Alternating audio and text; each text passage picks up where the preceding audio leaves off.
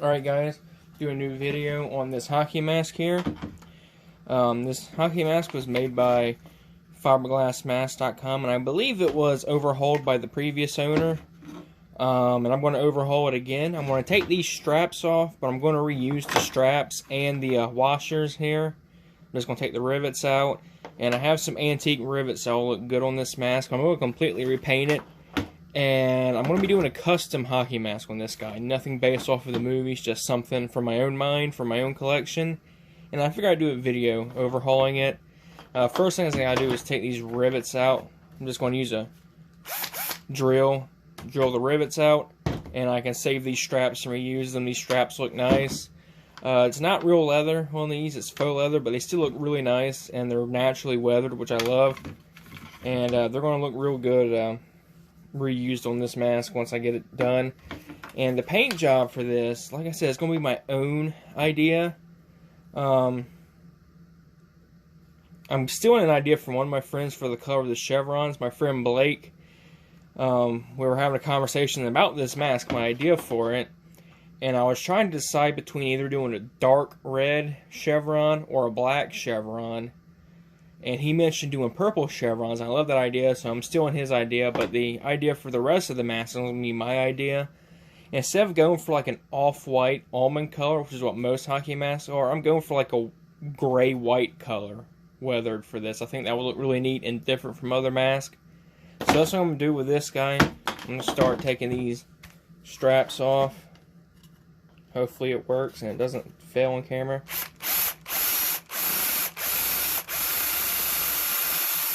There we go. So you just drill the end off, and I can reuse these straps. So I'm going to go ahead and do that with these other straps. Alright, so I got the straps free from the mask, and these are really nice and weathered. I used this as a aquarium decoration at one point, which is a very bad idea. You know, I was new to keeping aquariums at the time, and I wasn't really aware of what I was doing. You don't want to put something like this in an aquarium because it can leach toxins into the water. My fish was fine, so I didn't keep it in there long, but I kept it in there long enough for these to get really nice and weathered, and these to get all rusted. I'm going to reuse these washers. I like the way they look with real rust on them, not painted rust. So these are getting reused, but this is getting a brand new paint job, and it's going to look completely different. So now I'm just going to have to sand all this paint off. Alright guys, so I got this thing sanded down pretty well. I didn't get all the paint off, but it doesn't really matter. I didn't get it completely smooth. There's still some scratches in places like here on the nose, but that's okay. That's just going to add to the texture of this mask. I'm going for a very weathered look. Not like part 7 with chunks missing out of the mask. I want the whole mask to be intact, but be very dirty, weathered, and scratched up. So having some scratches is not going to be a problem. I sanded it with a couple different grits of sandpaper, and then I just went with a wet sand on top of it, just helps smooth it out a little bit. Sanded the inside of the nose a little bit because some of the paint was peeling off. So I'm going to repaint the inside. And first I'm going to give it a coat of black and then white on top of black. Like I said earlier in the video, usually people paint an almond color, which is an off-white color, but I'm going for a bit of a different look for this guy. So I'm going with a white, and we'll do weather on top of the white.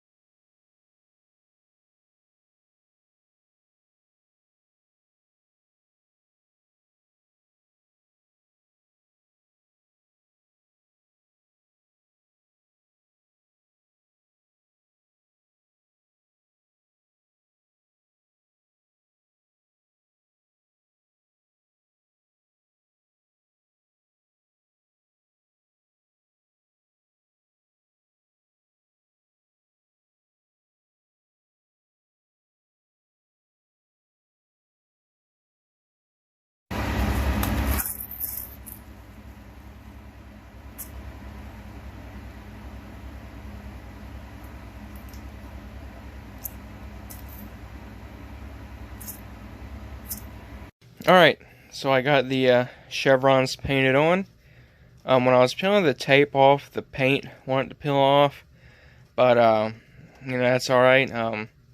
Once I got the tape off and everything, I let it all completely cure. It's fine now. So what I'm gonna do now is just weather the absolute shit out of this thing with a couple black washes, and I might do some brown washes too, and mix of brown and black, but mostly black to give it a bit of a gray look, which is what I'm going for with this guy.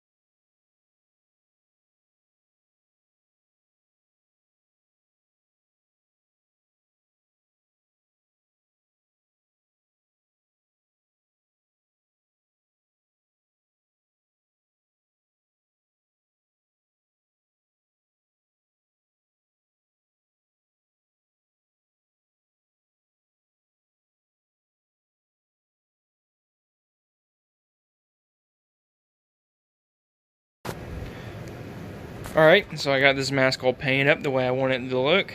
You know, the black wash really darkened this purple to where it almost looks black. You know, from a distance it does look black almost, but then when you get up close you can see it's purple. Off camera I had a couple drips running down the hockey mask, like it'd been in the rain or something. And I also painted a rust color here where the straps are going to go. And I'm going to give this guy a clear coat, and I'm going to add a little bit of a blood splatter to it. Not a lot, or maybe a lot, I don't know. We'll see. I'm going to add the blood after my clear coat. Even though I'm using a gloss clear coat, the blood paint I use is a little bit glossier than my gloss clear coat, so I'm going to do that last. But I'm going to go ahead and give this guy a clear coat. Alright, so I got this clear coated, and I also glued some mesh here behind the eyes just to help black them out, because I'm going to be displaying this on a zombie mask and I don't want the eyes to show through, so I added some mesh. You can still see my hand behind it a little bit, but it'll be good enough. So now I'm going to add the straps back on. I saved the straps since they were already naturally weathered. You know, this is actual rust on these. Looks pretty good on there. And I have some antique black rivets, so I'm just going to rivet the straps back on, and this guy's going to be done.